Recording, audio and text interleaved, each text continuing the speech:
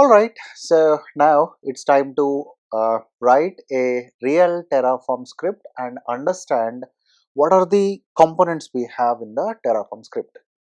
Okay, so firstly, generally you take any Terraform script, we have a block called provider. So this provider act as a intermediate component to connect to the actual cloud resource. For example, see, you want to create an EC2 instance in AWS. So here AWS should be mentioned as a provider. You want to create a VM in Azure. So the provider is going to be Azure here. So this provider act as a plugin. Okay, and you take any Terraform script, it is going to start with provider only. So without provider, Terraform don't know where to launch an EC2 instance, where to create the storage or database, right? So all Terraform scripts starts with the provider information first. So let me instead of just this theoretical slides, I want to open Visual Studio and I want to create a file. So what I will do in my Terraform, I'll create a folder. um, I'll call this as a first. So I'm going to create a new file, and the file name, right? So we can give control yes, and I'm going to save this file, my Terraform the first. So generally you write any Terraform script, the name is going to be main dot extension is always tf. Okay, so main is a common terminology or naming standard we always maintain. So at moment I'm going to write all this Terraform script in single file. So I'm going to call this as main.tf, then click on save. Alright, so now I have to give a block called provider. Okay, so my provider is going to be AWS, and after this AWS, so in which region you want to create. Okay, so we can pass this suggestions for some time. Amazon Q also fine. Okay, now so I'm going to take a provider. The provider is AWS. See, if I want to hit GCP, or if I want to hit Azure, I have to mention that here. So at moment AWS, right? And the region. So I want to create resources primarily here in my AWS environment. Most of the times I'm going to create resource in Mumbai region, and as an example I'm going to show the EC2 instance creation here. So as EC2 is a region specific service and I want to create it in Mumbai region, right? So when you click here on top right corner, it will show, okay, so the Mumbai region code is AP South 1, and we have to define that here. So region is always mandatory and recommended, AP South 1. So this is what the provider block or provider information is. Okay, so now whatever the resource I'm going to define, next section is resources section. Okay, it's resource. So what I want to create, I want to create something like a AWS instance. So in Terraform, instead of space, generally AWS space instance, but we just don't leave the spaces, we have to give underscore.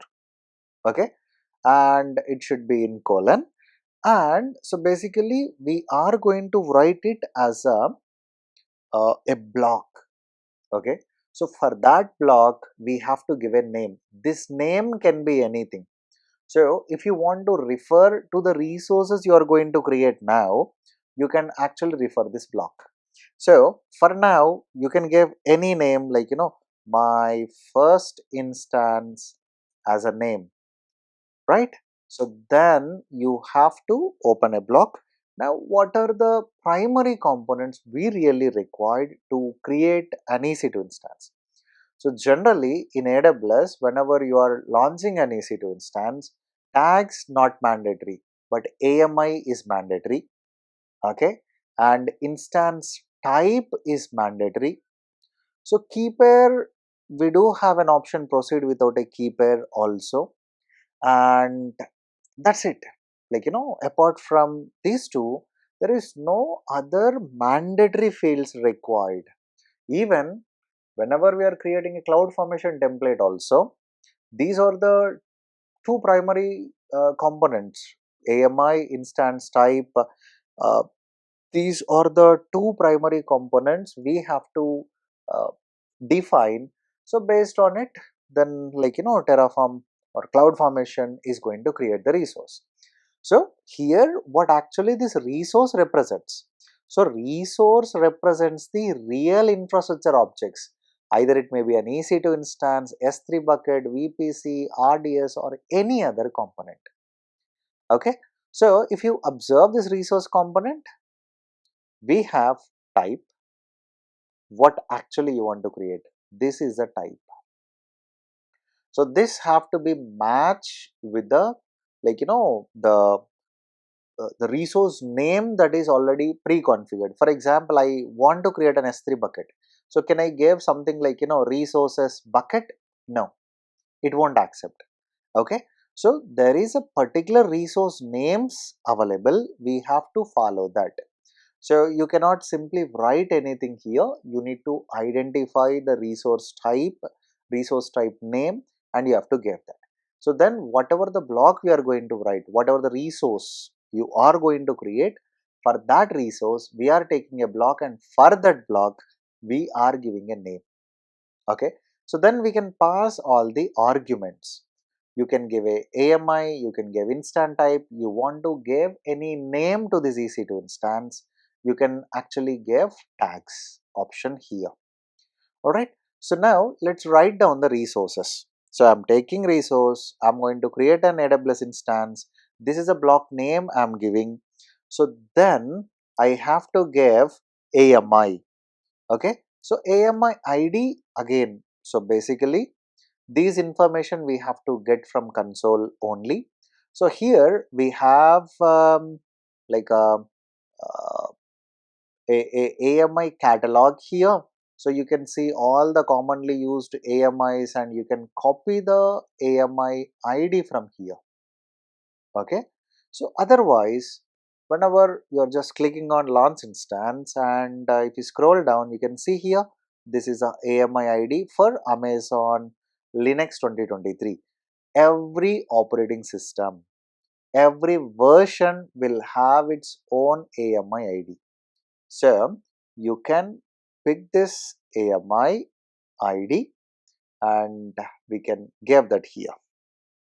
And it's always recommended to define these values in double quotes. Okay. And next is instance type. Okay. So this instance type, so basically my account is actually a free account. I have some credits, and you see in this free account, the T2 micro and all, it is not available actually. So if you click here, you can see T3 micro is available, T3 small, C7i flex large, M7i flex large is available. So I want to go with this T3 micro. Okay. So the instant type is T3 micro. That's it. No additional things required. So I'm going to save it. So this Terraform script, if I deploy with the help of this provider, my Terraform is going to contact AWS. So this provider act as a plugin. Okay. So it communicate with APIs of cloud platform. That means my AWS platform, it is going to hit. Then it will perform these operations in Mumbai region, and the resource, it is going to create an EC2 instance with this AMI and with this instance type. Okay, so how we can deploy? So if it is a cloud formation template, we have multiple options, right? So you navigate to CloudFormation and you can just create a stack. We can upload that file to S3 bucket, you gave the URL, or we do have an option directly upload, or you can sync from Git. But this Terraform, right? We already installed this Terraform in our laptop. So I recommended you to use an IDE, Visual Studio Code, or you can go with the IDEs like Kiro. Okay, so yeah, so I am using Visual Studio Code. So now it's time to deploy this. So I want to show you something here. This is a place where I'm actually storing my uh, CloudFormation main.tf file. Along with this main.tf, do I have any other files in this location? The answer is no. I don't have any other files in this location. So now we have to, like, there are some steps. Okay, basically whenever you want to deploy any Terraform script or stack, whatever you call it as, okay, so first you have to initialize it. So for that we have an option called init. Once init completed, you have to run a command called plan. Once that plan is completed, so then you have to run something called apply. So if you want to delete the resources, you have something called destroy. So if you observe all these first letters, IPAD, okay. So this is a very simple hack, okay. So IPAD. So within this, I means initialize, okay. P means plan. A means apply. So then D means destroy. So what are these options? Okay. So you can simply remember this iPad thing. So IPAD, right? So now let's understand what actually this init will do. Okay. So I'm going to open a command prompt from this location, or if you are using Visual Studio Code, I strongly recommend you to use Visual Studio Code. So you doesn't require any additional things. You just go to this view in your Visual Studio Code itself, click on terminal. Now here Visual Studio terminal got opened. But remember, the working directory is something different. So you gave cd where actually you have your files, the Terraform file. So give ls or dir, it should show the file main.tf. So simultaneously, I'll show you this UI part as well. So if you observe here, I don't have any additional files in this location, just a main.tf, the one I have created here. So now, as a first thing, we have to initialize. Okay, so we have to initialize this template. So what this init, basically the command is terraform init. So then click on enter. So when this is going to be a only one time operation for a project. You are creating a new project, then yeah, again you can run this init command. So but you really no need to run this terraform init again and again. So what this init is doing here actually, so init job is to initialize the working directory for terraform usage. So the init is now completed. So how we can say, like, if I go here, is it showing anything? No. Okay, so if I give ls space hyphen a, so these are the hidden directories. ls space hyphen a is a hidden directory, but in my console it is not showing, right?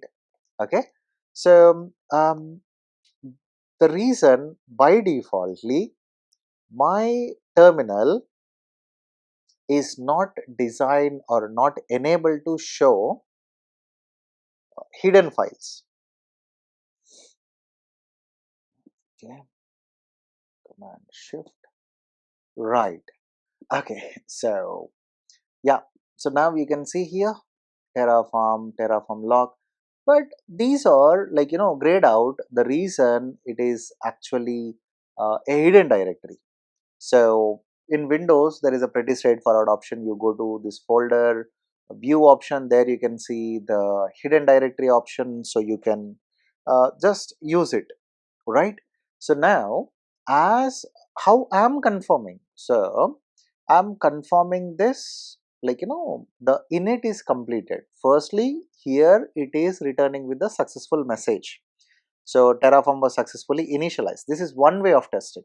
So the another way of verifying is you go to terminal, you observe. So if the Terraform initialization is completed, you will get a folder with .terraform. Inside that, you will get providers. So registry provider, HashiCorp, AWS is a provider. So yeah, these are like some kind of plugins or provider supported information, right? So now I have disabled it. So shift command and period key, right? So yeah, so it is actually initialized. So Terraform init is the first command. So what this init command is doing? It is preparing our working directory for Terraform usage. Okay. So it downloading the provider plugins like AWS, Azure or GCP, and it is actually preparing, initializing the backend for state storage. So there is a very important file or concept available. The state concept, we will talk about that in our coming videos, and it is going to validate the uh, configuration file structure, right? So typically we use this whenever we are starting a new project or we are changing the provider or we are changing the backends. So then only we are going to run this Terraform init. So Terraform init is not a commonly or daily running command. Okay. So now we have initialized it. We have initialized the project and it is done. Okay, now the next command is Terraform plan. Okay, so what actually this Terraform plan command will do? So Terraform plan will create an execution plan. Okay, so what actually Terraform is going to do? Okay, so when I'm deploying it, what Terraform will do? Okay, I'm just giving AMI and instant type. What are the additional things it is going to create?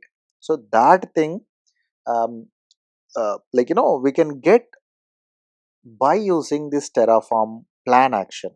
So it is going to give an information whether you are creating the resources, whether you are updating the resource, whether you are destroying the resource or deleting the resources. And actually it depends on tf files .tf files.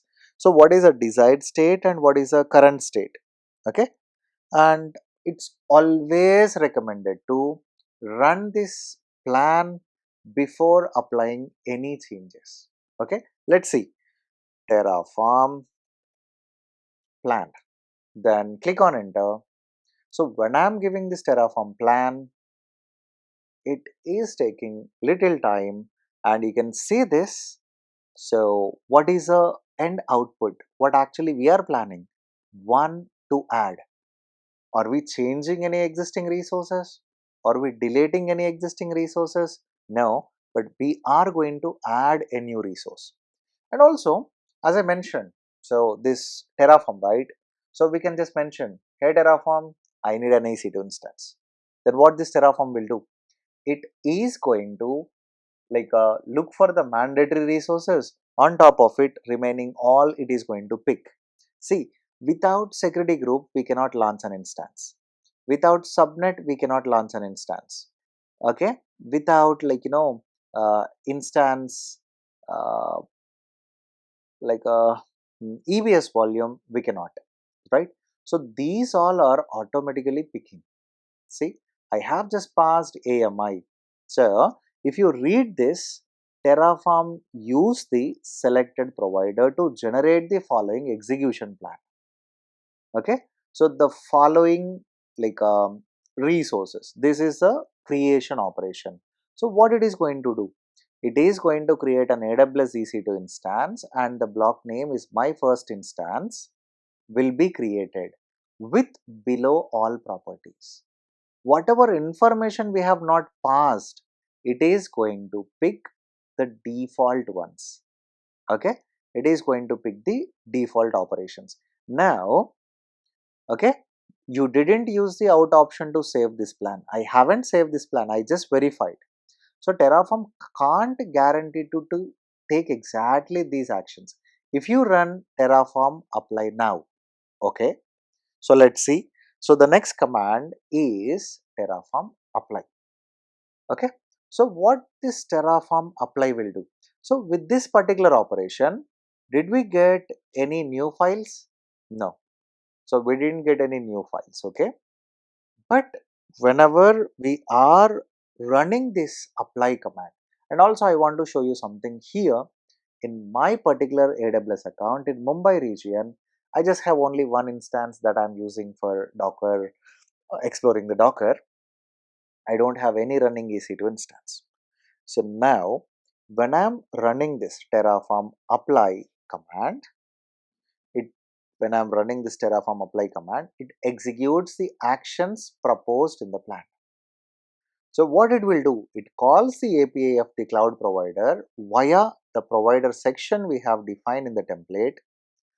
It is going to create the resource, update the resources based on the uh, file, or based on the settings, or based on the command we are actually running there. And what it will do, it update the terraform.ts tf state file after successful execution. This is very, very important. So now here, okay, so do I have any state file? No. Let's see. We Whenever we are running Terraform apply, then enter. So now immediately we got a new file here, terraform.tf state. So what actually this tf state file is going to perform? Let me open this file with TextMate. Okay, so it is actually showing nothing. Okay, so why? Because see, I have applied Terraform apply, but this is an interactive way. So it is waiting for my confirmation. Okay, this is what it is going to happen. It is going to add one resource. So enter a value. You can see here bottom left corner, it is waiting for my confirmation. Enter a value. So I have to type yes to continue this. So I have entered a value yes, and then it is going to create the instance. You see here, instance created. We have not added any tags, name tag, so that's the reason this field is empty.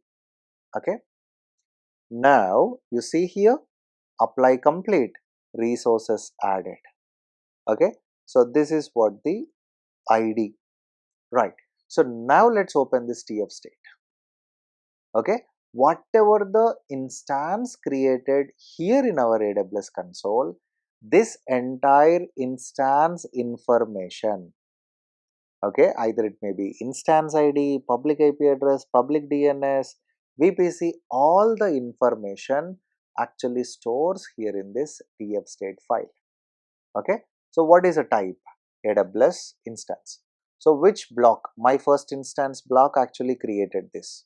The provider is AWS. Okay, what AMI it picked? What is the instance ARN? Whether public IP address is associated, in which subnet it is running, right? So what are the CPU options? And every information of that particular EC2 instance is actually storing in a file called terraform.tf state file. It is not at all recommended to modify this file or deleting this file. Okay, so I'll talk about more about that state file in some time. Okay, so but whenever we are running this terraform apply, it is actually creating the resources. Now the final command, terraform destroy.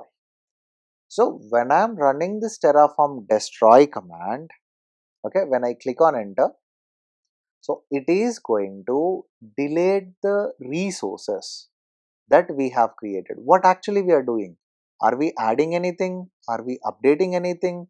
Are we destroying anything? Yes, want to destroy. So what actually it is going to destroy? It is going to give that.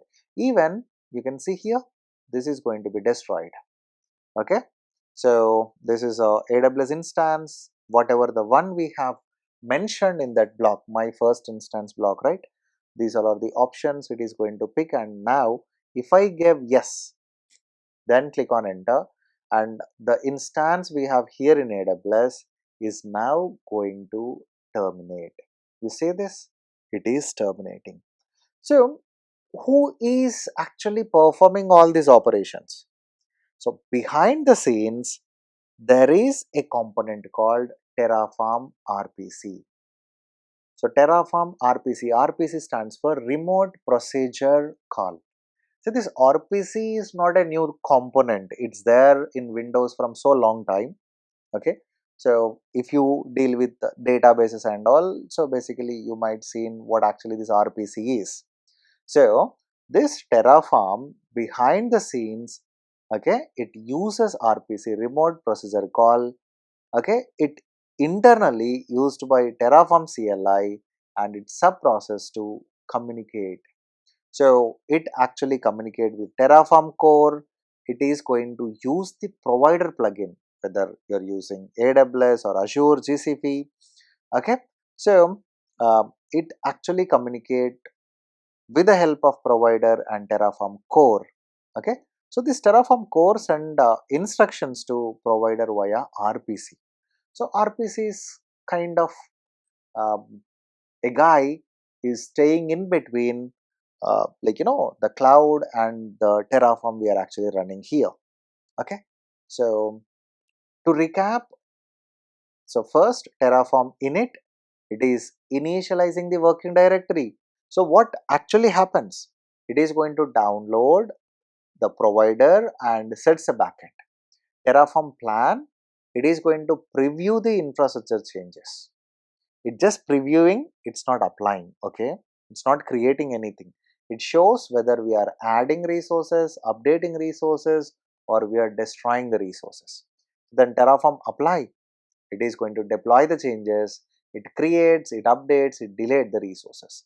So this RPC mechanism, it's actually backend mechanism. It is used for internal communication between Terraform core and the provider APIs. Okay, it enable provider core interaction. All right, so I'll stop this video here. So I have to talk bit more about, the destroy and deleting some particular resource kind of operations, but I want to keep this one um, very simple as much as possible. Okay, and the important thing is, whenever we did the destroy, right, all the instance information, everything is going to delete from this tf state file. Okay, so just pure, some basic information about the tf state file, and there is a backup copy also created here. This backup copy automatically created, the one we created last time. So a backup copy also created in case if we might accidentally deleted the resources, right? So yeah, we'll talk more about this state file in an, separate video. So for now, I have deleted the resource I have created. So this is how we can uh, utilize this init, plan, apply, destroy uh, commands here in Terraform. Alright, so see you again in next video. Thank you. Hope you are learning Terraform from our videos. And if you feel these videos are valuable, don't forget to share with the DevOps learners and don't forget to subscribe. Thank you.